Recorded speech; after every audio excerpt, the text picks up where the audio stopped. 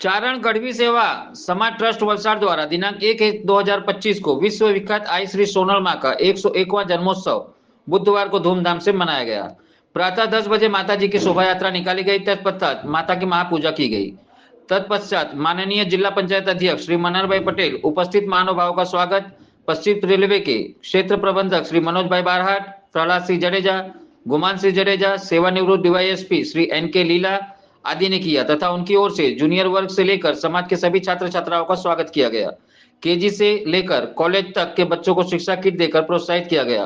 दोपहर बाद चारण समाज के अलावा अन्य समाजों के श्रद्धालुओं ने भी बड़ी संख्या में महाप्रसाद का लाभ उठाया।